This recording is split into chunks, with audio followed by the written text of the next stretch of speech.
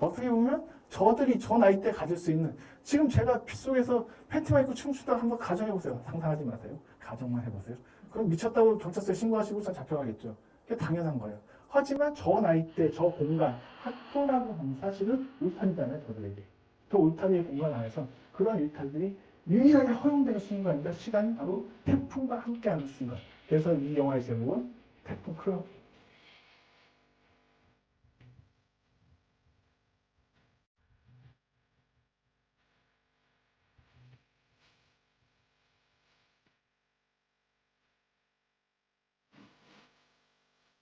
태풍 속으로 들어가겠습니다. 소녀들의 춤으로 시작을 하죠. 이거 숀 라이더에서도 수영장 장면으로 시작을 해요. 그래서 이 전작이었던 숀 라이더의 어떤 영향력이 아닌가라는 생각이 들었고, 바비 보이스의 그 음악으로 시작하는데, 저희 M&N 대표님께서 여기 와 계신데 그 인스타그램 가서 보시면 이 노래를 고스란히 오리지널 버전으로 다 들으실 수가 있기 때문에 영화와 없이, 뭐 영화에서 이렇게 보는 것도 좀 재밌었지만, 근데 재밌는 게 뭐냐면 밝은 수영장의 느낌이 아니에요. 처음 딱 시작했을 때 뭔가 어두워요. 어둡고 그곳에서 소녀들이 막 춤을 추기 시작을 하는데, 가다가 갑자기 이상한 애 발견하죠. 아키라.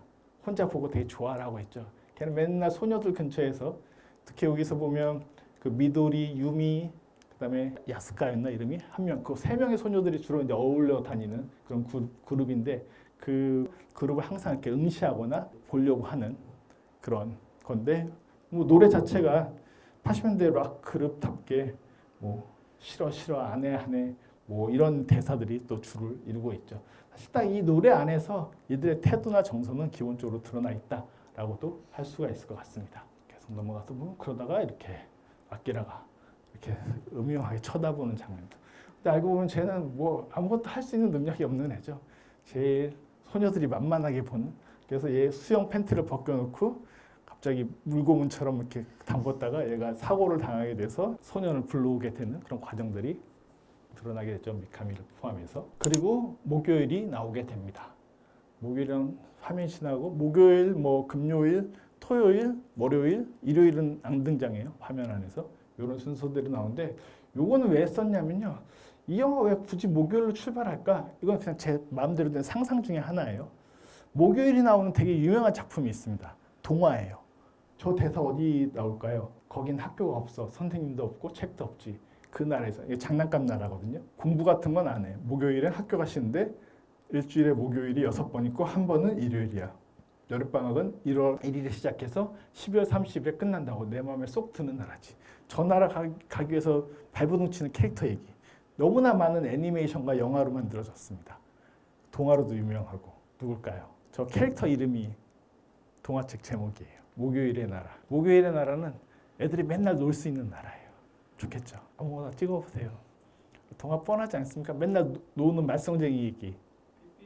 삐삐.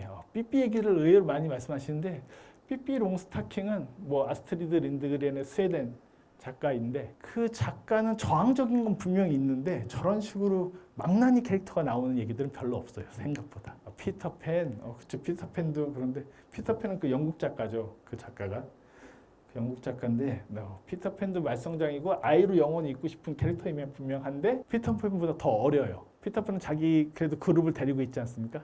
얘는 혼자 망나니예요. 거짓말하면 코가 커지는 애예요. 피노키오에 나오는 장난감 나라 장면이에요. 그래서 목요일의 나라라고 해서 이건 철학적으로 되게 중요한 성찰의 대상이 되기도 해요. 왜냐하면 영원히 휴일이라는 것들은 아이들이 가장 바라는 어떤 욕망 중에 하나거든요. 그래서 목요일이라고 하는 것들이 뭐 꼭 굳이 연결시킬 수는 없겠지만 뭐 그런 의미로 시작을 한다고도 볼 수 있다. 특히 목요일 장면, 여기서 보면 수영장 장면밖에 없거든요. 되게 짧게 지나가요. 전체 일정들 중에서. 그래서 태풍의 전조고 짧게 지나가는 목요일이 어떤 태풍이 오기 전에 좀 방기되고 자유롭게 좀 흔들고 하는 거. 저 춤의 노래와 가락들은 나중에 토요일 날 모여있을 때 또 똑같이 저 음악들과 함께 저 소녀들의 춤을 우리는 다시 한번 보게 되는 거죠.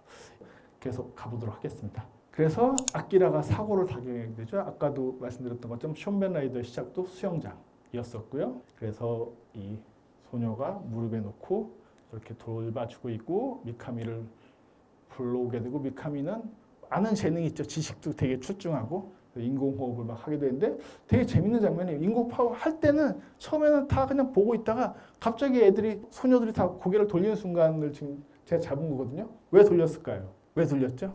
보시면서 이상하지 않으셨어요? 저는 영화 볼 때 그 사람들의 어떤 인물들의 몸짓이나 동작들이 되게 일치돼서 저렇게 움직여지면 되게 이상하게 보이거든요. 왜 저런 거지?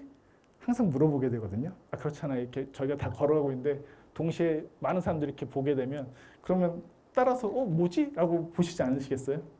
그런 장면이거든요. 저 때 무슨 일이 일어났을까요? 지금 얘가 수건을 들었잖아요. 아마 팬티는 입고 있는 걸로 보여요. 수영 팬티는 벗겨졌지만 소녀들이 벗겼어요. 그러면 지금 얘가 지금 인공호흡에서 다시 살아나고 있는 거잖아요. 분명히 성기에 변화가 생겼겠죠. 그래서 소녀들이 그걸 의식해서 시선을 돌리는 순간이에요. 그러니까 이 영화는 아주 그 작은 디테일들을 꽤나 잘 포착해서 보여주고 있어요. 보통 왜 성적인 반응에 의해서 남성의 성기가 움직이는 것이 아니라 어떤 생물학적 조건이나 상황적 조건이나 호흡을 시킨다거나 갑자기 되살아나거나 할 때도 그게 반응이 있어요. 동시에. 그런 것들을 되게 적확하게 표현해서 보여주는데 쑥 지나가고 거의 1초도 안 돼서 지나가기 때문에 아마 놓치기 쉬운 장면인데 저 보면서 쟤네들이 왜 갑자기 고개를 돌리고 있지 않는데 저 수건을 돌리고 그래서 이 미카미의 엉덩이를 통해서 이 컷을 보여주고 있지 않은데 뭐 대부분 어쨌든 발기된 것으로 짐작이 되는 그런 상황이 아니었을까. 노출이 된 건 아닌 것 같아요. 다른 장면들을 보면은 그냥 속옷은 입고 있긴 있거든요. 그런 것 같은데 어쨌든 그런 상황인 것 같다.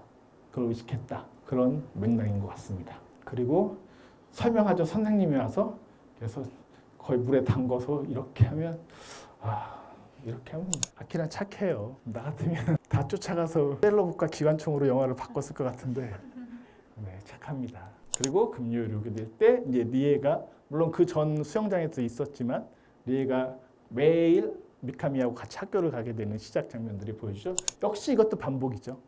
근데 나중에 토요일 날 왔을 때는 집 앞에서 불렀죠. 미카미가. 근데 얘가 제대로 반응하지 않죠. 얼굴에 무슨 이상한 칠하고 앉아 있었죠. 가니까 또 나중에 미카미 하고 외치지만 그것이 어긋나는 관계로 나오죠. 역시 또 반복되는 장면이에요. 이렇게 샷이 반복된다는 뜻이기도 해요.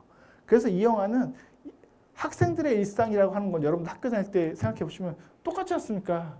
아침에 정해진 시간에 일어나고 좀 뭐 학교에 제대로 못 가시는 분들은 부랴부랴 밥도 먹는 둥 마는 둥 얼마나 바빠 하면서 막 뛰어나가고 뭐 그러실 거 아니겠습니까? 그런 반복되는 모습들이 사실은 이 영화에서는 학생이라고 하는 어떤 조건과도 무관하지 않은 그런 측면들이 있기도 합니다.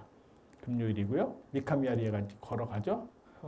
난 그런 여자애들 싫어. 아니야. 나 사실 미치코가 수영장에 수영하자서 같이 간 거야. 하지만 자기는 싫다고 되게 단호하게 말하는. 뭐가 싫은 건지 정확히 모르겠습니다만 그러면서 더 재밌는 건 그 다음 장면이었어요. 손을 잡아요. 리에가 손을 먼저 잡거든요. 어떤 적극적인 표현을 하게 되지만 반대로 그 라디오를 통해서 방송을 통해서 그 일기예보에만 현재 강력한 태풍이 오고 있다라는 전조들이 이 금요일날 정확하게 고지가 되는 장면이기도 합니다. 그래서 이렇게 하늘을 쳐다보게 되는 거. 나중에 보시면 토요일이 되는 장면에서부터는 무슨 소리가 계속 영화 속에서 들립니까? 바람 소리 되게 강력하게 들리죠. 점점 세게 들리도록 설계가 되어 있는 영화이기도 해요. 아까 물고기 떼 같은 때 보면 그것도 여러 번 영화로 시속됐는데 제대로 안 됐던 이유가 그 원작 소설에 참치를 잡는 장면이 있거든요. 근데 이 소마이 신지는 실제로 참치를 잡는 데 성공했어요. 그래서 그 영화가 완성됐다고도 볼 수 있어요. 그만큼 되게 리얼함을 또 되게 중요시 여겼던 감독이어서 오늘 보신 태풍클럽에서 그 바람 소리라고 하는 것이 단순히 그냥 어떤 인공적인 사운드, 뭐 비 뿌리는 것도 뭐 물론 인공적인 거 썼습니다. 그래서 일설에 따르면 이거 썰입니다. 썰. 저 지역에 수돗물이 다 말라버렸다. 뭐 이런 썰이 있긴 한데요.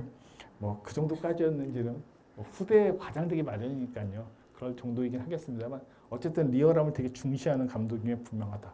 반대로 소마이 신지 또 많은 장면들은 되게 환상적인 장면들도 많이 있기도 합니다. 그게 되게 교묘하게 잘 쓰는 감독이에요. 그리고 이제 수업이 시작이 되죠. 담임 선생님하고 피타고라스의 정리를 얘기하는 장면이고요. 하지만 이 선생님의 말과 달리 이 선생님은 별로 수학적인 어떤 논변이라든가 그런 어떤 질서를 보여주지 않고 오히려 더 아이들 이상으로 엉망진창인 선생님처럼 등장을 합니다. 그리고 수학 설명을 할 때 우리 켄의 이 시선은 이미 미치코에게 가 있는 장면이 나타납니다. 영화 자세히 보시면요. 누가 누굴 좋아하는지 쉽게 알 수가 있어요. 시선을 통해서 이 영화에서는 꽤나 정확하게 그걸 다 보여주고 있거든요, 사실. 근데 저게 잠깐 꽤 이건 테이크가 긴데도 불구하고 놓치게 되면은 잘 안 보이게 돼요. 그러다가 보다가 옆에 있는 아키라가 코에다 뭐 꽂고 앉아 있죠. 그래서 더 쑤셔봐 하다가 갑자기 코피가 찍 나는 장면으로 이어지게 되죠. 이 화면을 사실 멈추게 하거나 전환시키는 기능을 하는 인물은 아키라예요. 아키라는 항상 뭔가 저질러요. 가만히 있질 않아요. 그래서 우리가 이 소녀들의 상황에 집중하다가도 아키라가 등장하면 아, 코피가 났네 하면서 갑자기 잊어버리게 되는 거예요. 그런 효과를 준다라고도 할 수가 있을 것 같습니다. 어쨌든 저 켄의 강렬한 시선을 이 장면에서 수업 장면에서 보실 수가 있습니다. 그리고 갑자기 또 화면이 바뀌면 소마이 신지 특유의 롱테이크 화면이자 익스트림 롱쇼트로 나오는데 도대체 이게 무슨 얘기인지 몰랐죠. 이 장면이 처음에 등장할 때. 보면서 저기 세 인물이 거의 보이지도 않아요. 아무리 큰 스크린으로 보셔도 큰 극장에 보셔도 똑같아요. 쟤네들은 안 보이거든요. 그러다가 장면이 바뀌면 알게 되는 거죠. 아, 저 연인의 엄마하고 삼촌이라고 불리는 삼촌인지 무슨 인마인지 모르겠어요. 사실 거의 나중에 보면 술 먹을 때 노래 부를 때 보면 엄청나게 문신들이 있죠. 야쿠자처럼 보여요. 야쿠자 문신을 하고 있는 그 삼촌이라고 불리는 인물인데 사실 그 애인의 엄마하고 모종의 그런 관계처럼 보이는 또 그런 인물. 근데 계속 삼촌이라고 불러라고 얘기하고 있는.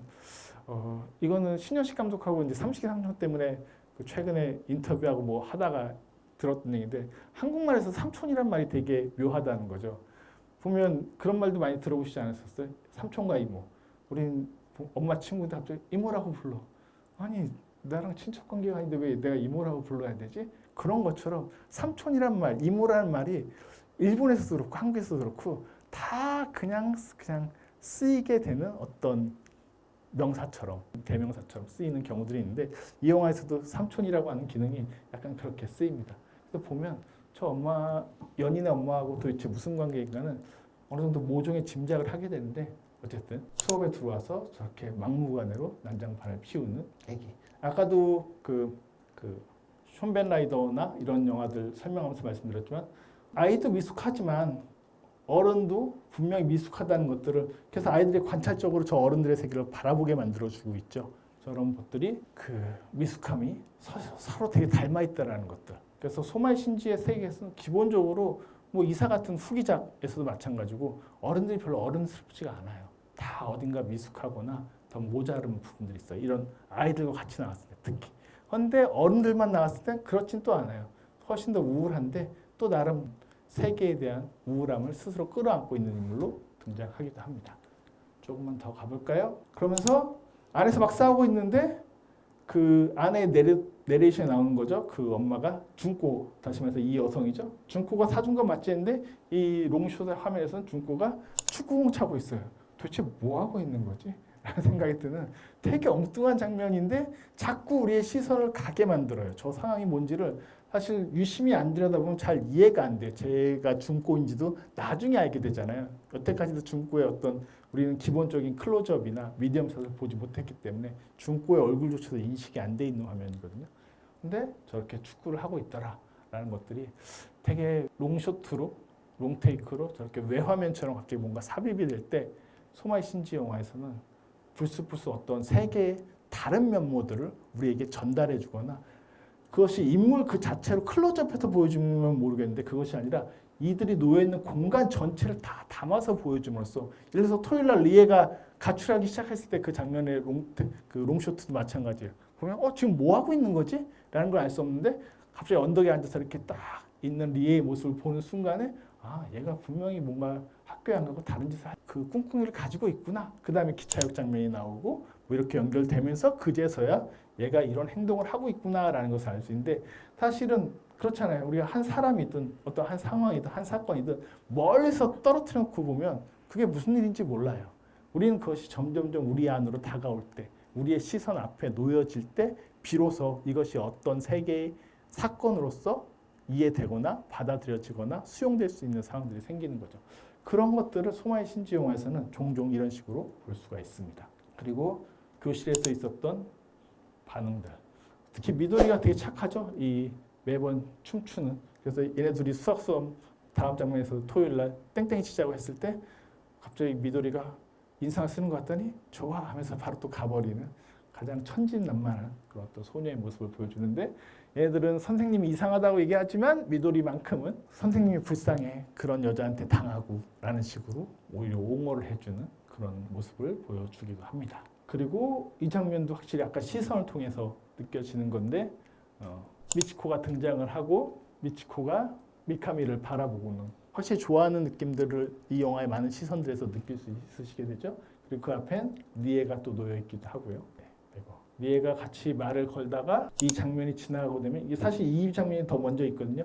리에가 먼저 있고 좀 전에 그 미카미와 리에가 대화를 나눈 걸 바라보는 그 미치코가 있고, 그 다음 컷에서 이렇게 리에가 또 창문을 바라보면서 이렇게 있는 컷으로 이어지게 돼요, 순서는.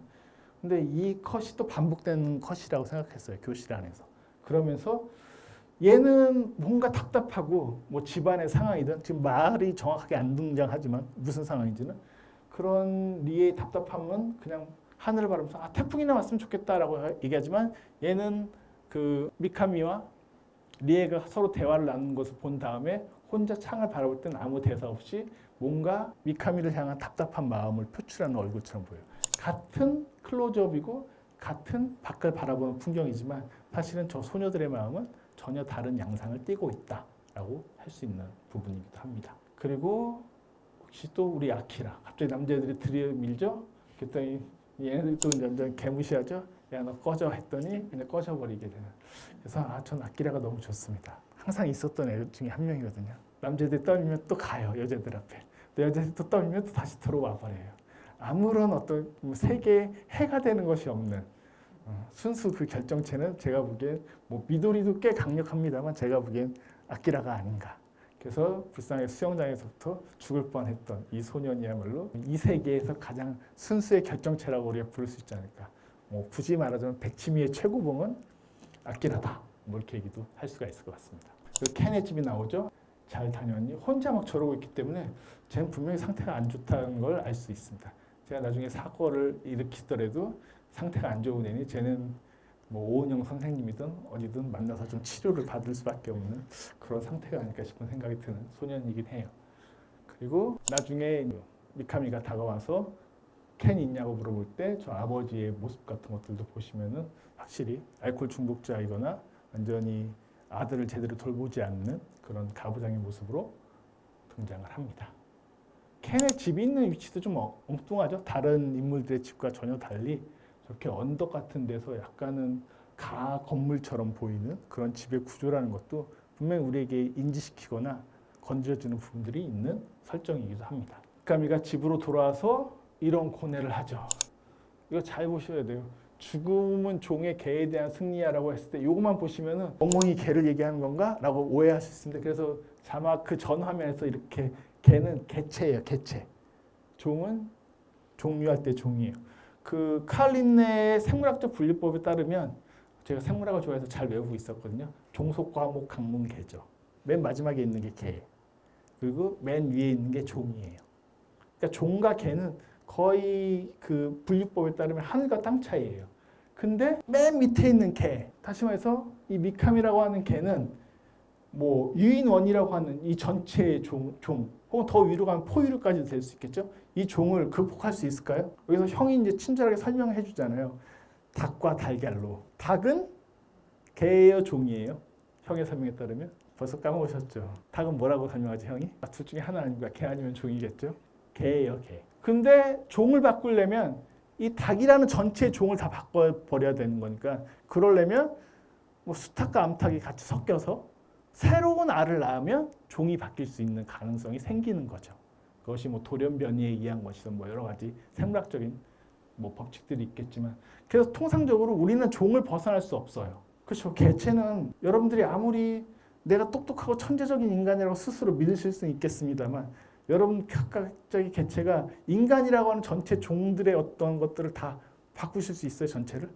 그럴 확률은 되게 생물학적으로든 과학적으로든 사회학적으로든 드물겠죠. 그런데 그 다음에 하는 말은, 그래서 죽음이라는 것이 종이 가지고 있는 개를 눌러버리는 거야. 니네가 영원히 산다면 어쩌면 종을 위협할 수 있어요, 개체들이. 근데 죽음이라고 하는 것은 결국에는 종이 훨씬 더 세다라는 것들을 압박할 수 있는 유일한 수단이자 방법이자 생물학적인 자연의 원리야라는 식으로 이해하는 저런 얘기들을 막 하게 되면서, 그리고 이 아이들끼리 또 얘기하면서 비밀의 공유들을 하죠. 그래서 아키라가 아까 유미랑 다른 그 소녀 미도리는 말고 그 두 소녀들이 어떤 레즈비언적 관계를 하는 장면들도 이것도 반복돼서 나오죠. 그죠? 이때도 나오고 나중에 학교에서도 나오게 되죠. 그랬을 때 저 소녀들이 그렇죠. 아, 이 녀석이면 걱정할 필요가 없어. 너 말하면 죽는다라고 하니까 이렇게 하는 장면도 보셨어요. 근데 고자질 또 하죠. 저런 애들 꼭 말을 해요. 저게 문제예요. 올드보이가 더 뒤늦게 나왔기 때문에 올드보이를 못 본 거예요. 올드보이를 봤다면 차마 저러지 못했을 거예요. 나중에 어떻게 될 줄 알고. 근데 어쨌든 그런 얘기들을 하다가 뭐 아키라가 난 미치코가 이쁘고 뭐 해서 좋아하니까 갑자기 켄이 내 여자니까 치근대지 마라고 얘기하면서 서로의 비밀들, 본 것들, 내가 좋아하는 감정들의 흔히 남자애들이 하는 고백들을 소녀들끼리 공유를 합니다. 담배 피면서. 그런 장면들이에요. 그러니까 되게 보면 이런 건 사춘기 영화들의 어떤 전형처럼 보이기도 해요. 물론 그 비밀들은 뭔가 은밀해야 되죠. 내 감정, 소녀에 대한 감정이거나 아니면 내가 본 것에 대한 감정이거나.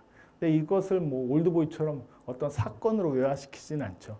그냥 그런 것들에 대한 공유라고 하는 것이 이들의 연대와 청춘들의 어떤 의식 속에서 가장 중요한 부분들이 된다라는 것만 명징하게 보여줄 뿐입니다. 그 다음에 이제 사춘기 일탈이 시작되는 게 결국에는 그 미치코에 대한 감정을 저렇게 켄이 이상하게 시작하기도 하고. 이건 좀 과격하긴 하죠, 확실히. 그리고 그 다음 장면 안 가져왔는데 간호 양호실에서 간호 선생님도 좀 이상했어요. 요즘식으로는 잘 용납이 안 되죠. 너 이리 와서 봐 하면서 뭐 하는 짓이지? 라고 할 수 있는데 저 시대 때는 잘 보세요. 이 영화 85년도 영화고 지금부터 40년 전 영화예요. 그때 우리가 갖고 있는 사춘기 소년, 소녀를 대하는 어떤 성적 의식은 지금과 좀 다르긴 해요. 일본도 그렇고 한국도 그랬어요. 분명히 그랬다고 저는 생각이 들어요. 그런 것들이 좀 차이는 있어요. 우리가 종종 영화를 볼 때 뭐 이렇게 M&M 같이 뭐 클래식 영화들을 다시 재개봉하거나 하는 것들도 되게 많이 있기 때문에 우리 동시대적 관점에서 보게 되니까 이게 동시대성으로 놓고 자꾸 평가하거나 말하기 되게 쉽거든요. 그런데 영화는 공시성도 있지만 사실은 통시성이 있어요. 이런 영화들은. 이미 40년 전에 있었던 사회적 의식이라는 것을 또 의식하셔야 돼요. 어쩔 수 없이 보면서. 그러면 지금의 우리가 갖고 있는 생각들과 동일하게 아이들을 다루거나 하는 것은 분명히 아닐 거예요. 예를 들면 제가 이제 종종 하는 얘기인데 아이들에 대한 개념도 서구에서 발명된 지가 200년도 안 됐거든요. 예를 들어서 찰스 디킨슨의 올리버 트위스트 같은 작품들을 보면 영국 그 산업혁명 시대 때 아이들에 관한 얘기인데 이때 아이들은 노동을 몇 시간 하고 있냐면 소설 속에서 15시간을 노동하고 있어요. 10대 애들이에요. 10대 애들이 15시간 노동하는 게 말이 됩니까? 지금 되면 다 잡혀가겠죠. 근데 그때는 뭐 영국이 선진국이라 여기실지 아니실지 모르겠습니다만 어쨌든 그랬다라는 거죠. 그 의식이 바뀌는 건 되게 짧아요, 생각보다. 그건 뭐 필립 아리에스 같은 그 역사학자들이 아이들의 역사를 고증한 것들만 놓고 봐도 데이터만 읽어봐도 대단히 다르다는 걸 알 수 있어요. 다시 말해서 여성을 규정하는 산물도 최근의 산물인 거고 남성에 대한 것도 40년 전과 지금은 완전히 다를 거예요. 다를 수밖에 없어요.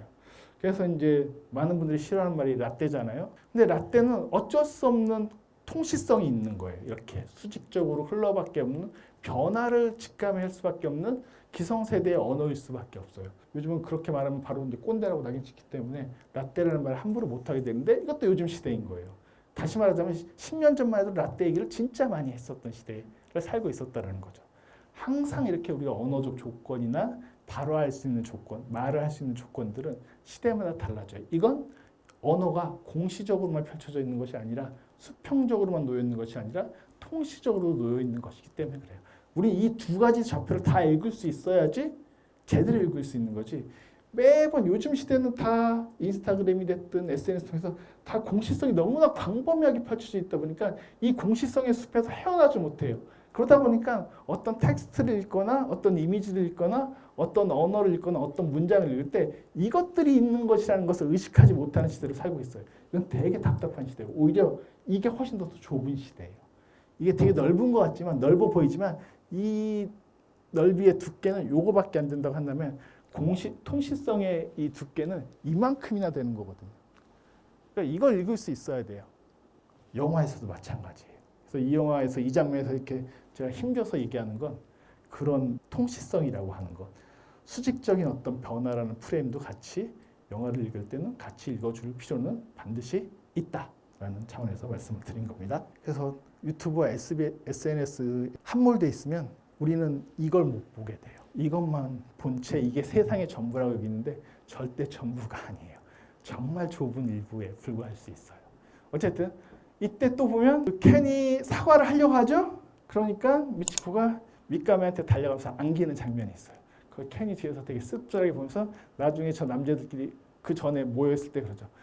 미카미 여자애들은 다 너만 좋아해. 그런 얘기들 하는 장면도 아마 기억이 나셨을 거예요. 미카미는 어쨌든 좀 듬직하고 믿음직하기 때문에 많은 소녀들이 따르는 인물이면 분명하게 설정이 되어 있는 것 같습니다. 이것도 또 다른 삼각관계다라고 볼 수 있어요. 그리고 토요일이 되자 드디어 영화 속에서 바람 소리가 제대로 들리기 시작을 해요. 그때 리에의 집을 찾아온 거죠.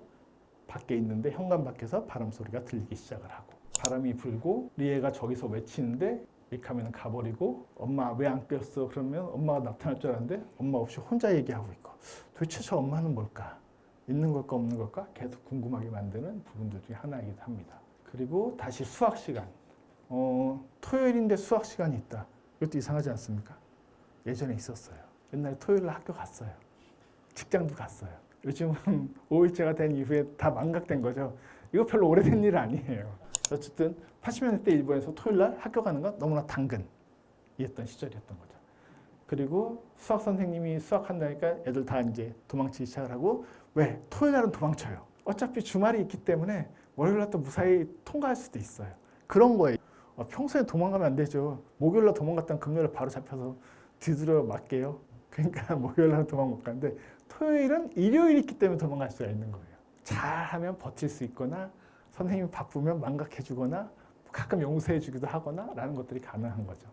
어쨌든 도망가는 애들도 있고 미치코는 그 수학 공부를 하기 싫다. 저런 선생을 받아들일 수 없다. 되게 당차게 자기 얘기를 하고 있는 건데 거기에 대해서 미카미는 그럼 사생활인데 네가 상관하지 마. 그 공부를 어떻게 혼자 해? 라고 말하는 그런 소녀인 거죠.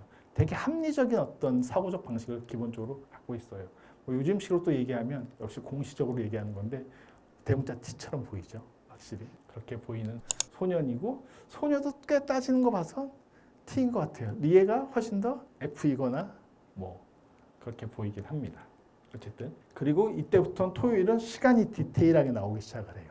그전 화면들과 달리. 그래서 오전 10시 30분 리에가 저렇게 가는 것들이 보여주고 이때까지는 뭔지 모르는 아까와 비슷한 익스트림 롱샷의 롱테이크 화면이었었는데 그 다음 화면을 보면은 이런 장면이 보이시는 거죠.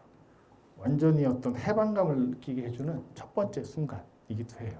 저렇게 망연자실, 어떤 공간과 어떤 시간 속에 속해 있지 않는 것 같은 그런 프레임으로 던져지는 그런 리에의 모습이기도 하고 아마 이 스틸컷도 꽤 많이 돌아다니는 컷들 중에 하나가 아닌가 싶습니다. 왜냐하면 그 아이들이 그 속옷만 입고 하얀 속옷이 그것도 되게 이상했어요. 저는 왜 저 때는 다 하얀 속옷만 입지? 저게 저 시대성인 거예요. 지금은 죄송해요, 농담이에요. 다 이렇게 만약에 벗었다고 우리가 친다면 하얀 속옷만 입진 않겠죠. 지금은 그런 시대예요. 근데 저 때는 기본적으로 다 하얀 속옷이었어요. 그러니까 생각해보니까 저도 저 장면 보면서 처음에 한번 생각해본 거예요. 내 것도 다 하였던 것 같아. 중학교 때. 갑자기 이런 생각이 드는 거죠. 네, 물론 옛날 얘기입니다. 어쨌든 저 해방감을 보여주는 순간들이 사실은 리에를 통해서 먼저 등장했다는 건 리에가 그만큼 중요한 인물이라는 거예요.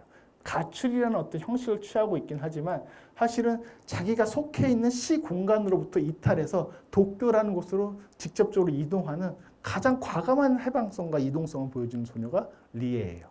그런 점에서 리에는 꽤 중요한 인물처럼 보입니다. 그에 반해서 나머지들은 다 학교 안에 놓여져 있을 수밖에 없죠. 그래서 미치코가 선생님한테 따주고 그러자 넌 못생겼어 하면서 또 막 싸우게 되기 시작하는 장면들도 뭐 되게 웃긴 장면인데 그러자 켄이 갑자기 그렇게 시비를 거는 이 남자한테 다가가죠. 켄은 진짜 미치코를 대놓고 좋아하는 거예요. 그래서 대신 싸워주죠. 그래서 난장판이 되는 교실이 보여지게 됩니다. 이때 뭐 프레임은 이렇게 기둥을 걸쳐서 보여주기 때문에 그런 부분들도 교실 장면을 어떻게 보여줄 것인가 라는 데서 꽤 밀도 있게 좀 압박감 있게 보여주는 그런 스타일의 연출처럼 보여지기도 합니다. 그러면서 결국 다 싸우게 되고 선생님이 너희들 진짜 이상하다 라고 얘기를 하게 되고 이 이상함은 계속 이 영화의 토요일 날 전조로 끝까지 가게 되는 거죠. 그때 우리의 순수한 소년 아키라, 이때 내레이션이 나와요. 심지어 아키라의 내레이션이 거의 유일하게 내레이션으로 쓰이는 것들 중에 하나예요. 유일한 장면이에요. 아마도 그 비를 처음 본 사람은 나일 것이다. 되게 중요한 거잖아요. 모든 그 뭐랄까 화자로서 말문을 여는 그날의 사건에 그런 역할들을 해주는 거죠. 그리고 미카미는 이렇게 책상 안에 앉아있은 채 아키라를 보고 있고요. 제가 보기엔 아키라가 더 한 수 위가 아닐까, 이 장면만 놓고 생각해 본다면 뭐 그런 생각도 해보게 됩니다. 그리고 태풍이 시작이 되고요. 그때 켄이 이제 달려들게 되는 거죠. 그리고 미치코가 도망을 가기 시작을 하는 장면들이 연출되고요. 이때 잘 다녀왔어요라는 말을 뒤에서 하기 시작을 해요. 되게 그러니까 무서워하죠. 갑자기 너 무슨 말을 한 거야 하면서 도망치기 시작하는. 그래서 켄이 이 장면을 볼 때 쟤한테 자기의 어떤 마음, 애정 이런 것들을 끊임없이 갈구하고 요구하고 있구나 라는 생각이 들기도 하는 그런 대목이 됐었습니다. 계속 도망을 가게 되고 그 다음에 리에가 딱 나타나는 장면이 여기 오후 4시 20분이라고 해서 여기 시간표가 나온 건데 가렸다. 오후 4시 20분이라는 자막이 뜨는데 이때 보면 저게 하라주쿠역이에요. 도쿄의 뭐 신주쿠, 하라주쿠, 뭐 하라주쿠예요. 도쿄로 왔다라는 것을 보여주는 단적인 그 장면이기도 합니다. 1980년대 때 하라주쿠역은 저랬나 봐요. 지금 저렇게 생기지 않았거든요.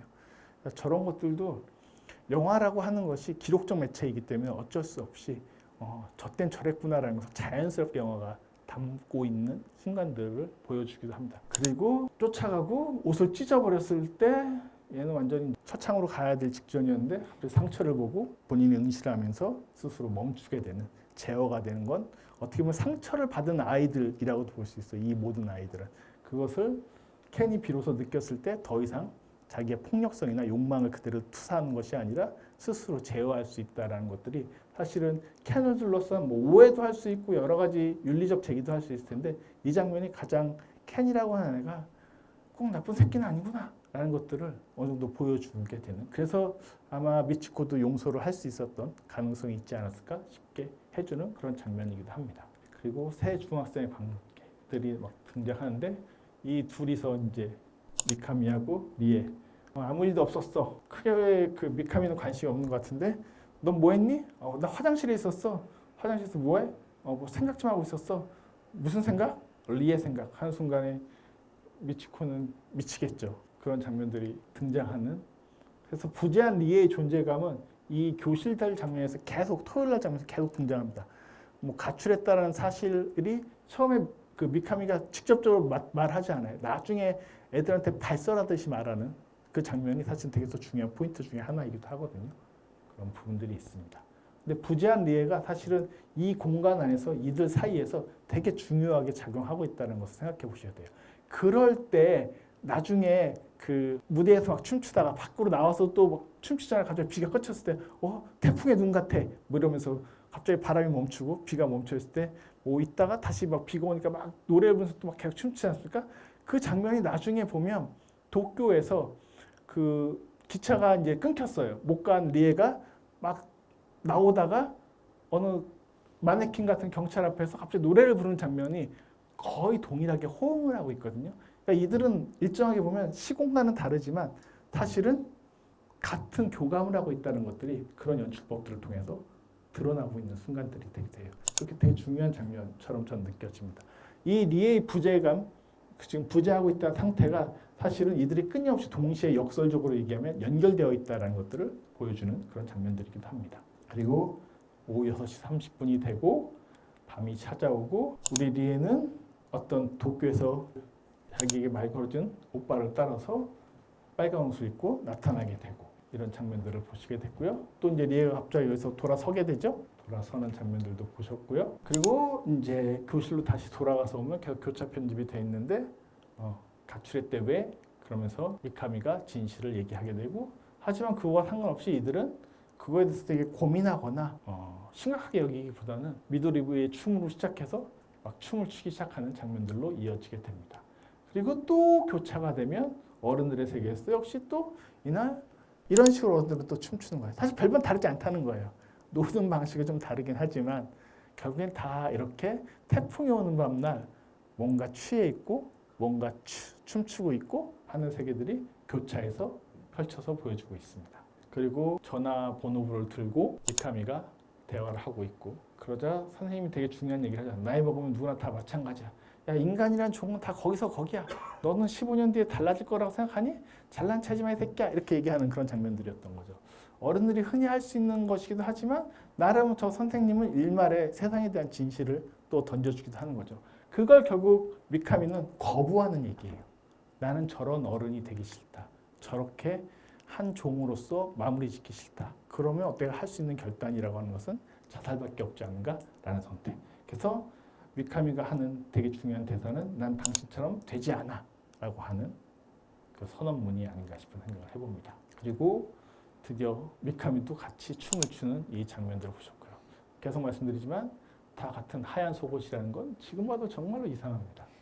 근데 이게 1980년대 일본이면 한국도 저래 왔구나. 저런 것들도 꽤 재밌는 영화적 진실 중에 하나일 수도 있겠다 싶은 생각도 해보게 됩니다. 그리고 이 장면이야말로 어떻게 보면 미카미까지 여태까지 빠져 있었던 미카미까지 합세해서 같이 춤을 추는 그런 장면이 된다고도 할 수가 있고요. 10시 49분이 되면 기차역으로 나왔지만 기차는 끝났어요. 비 때문에 갈 수가 없는 상태예요. 더 이상 달릴 수 없는 기차, 멈춰버린 기차. 이거는 혹시 이 말 누가 했을 것 같은 말처럼 들리세요? 아마 혁명이라는 것은 이 기차를 타고 여행하는 사람들이 잡아당기는 비상 브레이크가 될 것이다. 우리 혁명이라는 것을 흔히 진보적 관점에서 좀 더 지금보다 나아가는 것이라고 여기기 쉽지 않아요. 하지만 20세기의 많은 철학자들이 마르크스 이후의 철학자들이 성찰했던 것은 진보나 혁명이라는 것은 그런 것이 아니야. 지금 우리가 달리고 있잖아. 끊임없이 이 세계를 멈춰야 돼. 비상 브레이크를 잡는 것이야말로 진정한 혁명의 의미일 수 있어. 라고 저 말한 되게 유명한 사람은 누구일까요? 발터 베냐민이 했던 말이에요. 역사 철학에 관한 그래서 저도 되게 중요하게 여기는데 20세기 이후에 아우슈비츠를 경험한 이후에 혁명이라고 하는 가치는 더 나아가거나 진보적 역사관이 아니라 지금 이 상태에서 멈춰진다는 거. 사실 이 세계는 다 멈춰진 세계거든요. 그 학교에서 멈춰져 있고요. 지금 도쿄에서 리에도 멈춰져 있는 상태예요. 더 이상 오갈 수가 없는 상태예요. 이것이야말로 진정한 해방의 경험이나 진정한 새로운 시간을 맞이할 수 있는 어떤 계기로서 오픈, 제가 자주 쓰는 말이 열리게 되는 순간들이라고 볼 수가 있습니다. 우리가 계속 달리기만 해보세요. 계속 나가기만 하면 우리는 주변을 돌아볼 수 있는 여유도 없고 어떤 해방적 경험이나 세상이란 무엇인지에 대한 성찰하거나 그것을 직관할 수 있는 여유도 가질 수 없게 됩니다. 진정한 의미에서 혁명은 20세기 이후에는 계속 가는 것이 아니라 멈추는 것이에요. 비상 브레이크를 잡는 것이 다라고도 얘기할 수 있을 것 같아요. 그리고 나왔더니 비가 멈췄어요. 물을 보면서 더럽게 시리하고 있는데 또다시 비가 오니까 또 막 춤추게 돼요. 가장 이 영화 전체를 통해서 저는 아름답게 보여지는 장면들 중에 하나가 이 빗속에서 드디어 춤을. 왜냐하면 여태까지는 안전한 그래도 무대 위에서 춤췄잖아요. 그게 아니라 진정한 해방감은 저 비와 함께, 저 자연과 함께, 저 공간과 함께, 저 시간과 함께 같이 흠뻑 젖어들게 되는데 헌데 처음에 인식이 뭐였냐면 더럽다는 거예요. 헌데 진정한 의미의 혁명은 더러운 것들이 더럽지 않다는 것을 인식하게 되는 거예요. 무슨 원효대사의 해골물 같은 얘기를 하냐고 말씀하실 수 있는데 그런 얘기예요. 맞아요. 인식적 차원의 전환이 일어나는 거예요.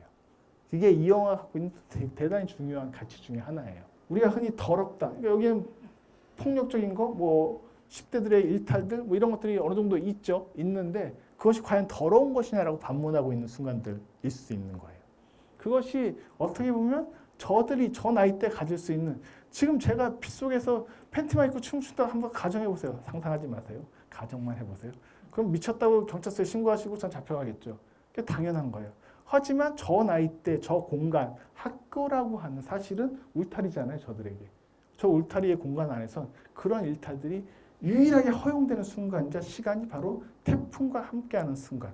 그래서 이 영화의 제목은 태풍 클럽이에요. 태풍 클럽을 지금 즐기고 있는 거예요. 저게 태풍 클럽을 가장 완벽하게 구현하는 순간이 되는 거죠.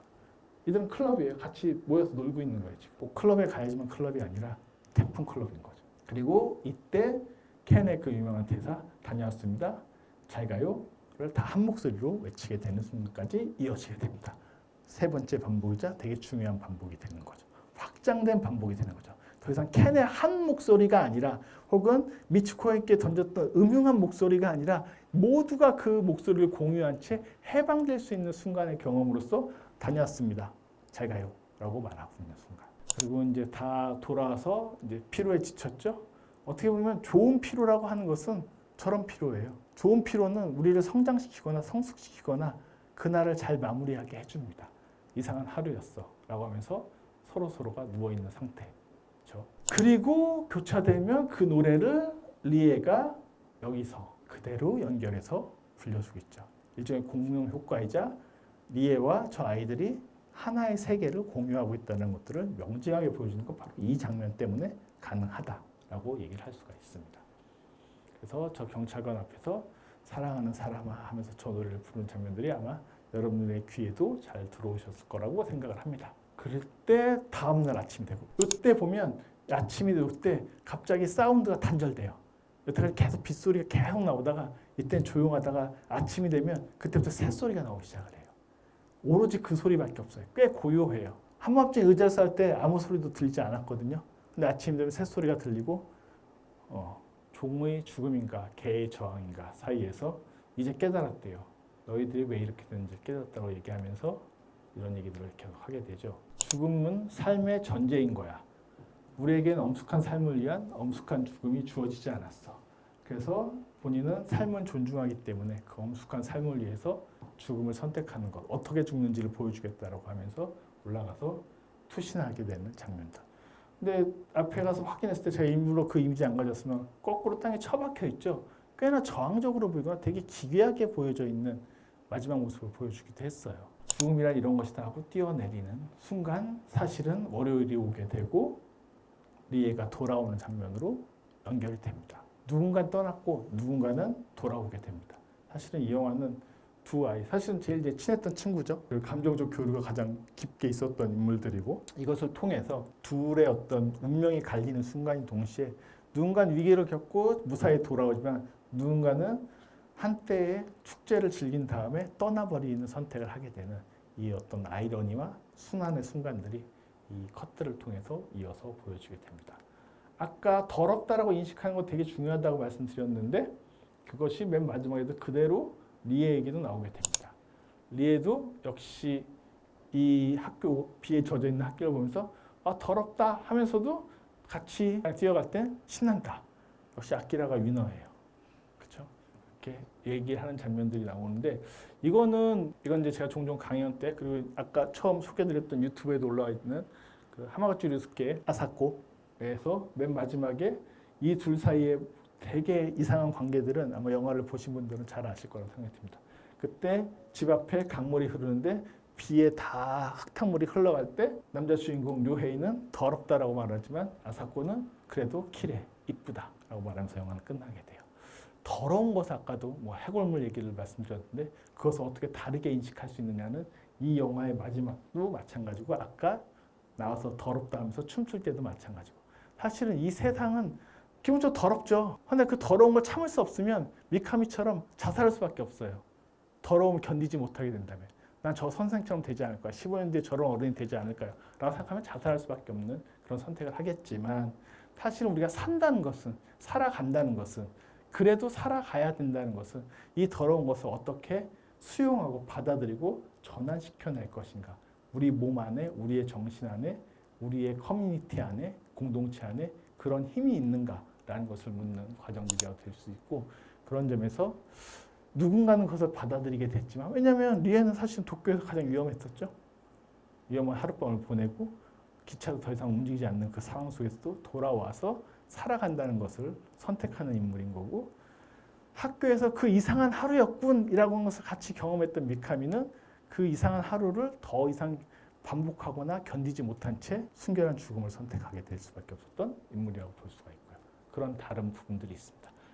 그래서 오늘 보신 태풍클럽은 이 소년 소녀들의 이상한 한때 토요일을 보여주고 있는 영화이기도 합니다만 그것을 통해서 우리가 인간의 삶 안에 더러움과 어떤 깨끗함이라는 것들이 어떤 식으로 서로 뒤섞여 있고 하나의 모습만 있는 것은 아니죠. 그것이 교차하고 있을 뿐만 아니라 어떤 선택을 할 것인지, 어떻게 살아갈 것인지, 그 각각의 삶의 선택의 방식은 분명히 존중받아 마땅한 것들이긴 합니다만 그 과정들을 통해서 소년들의 좀 씁쓸한 성장기를 보여주고 있다.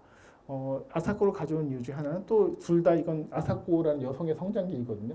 자기 세계를 깨트리지 못했던, 근데 결국 깨트리게 되는 인식의 전환이 보여졌던 것처럼 이렇게 리에도 도쿄라고 하는 한 세계를 경험하고 나서 바뀌게 되는, 성장하게 되는 모습으로 이 영화는 끝을 보여주고 있다. 그래서 미카미의 자살이 뭐 더 깊게 뇌리에 박히실 수도 있겠습니다만 이 영화의 마무리는 반드시 리에로 끝나고 있다는 점을 제가 강조하면서 제가 준비한 얘기는 여기서 마치도록 하겠습니다. 수고하셨습니다.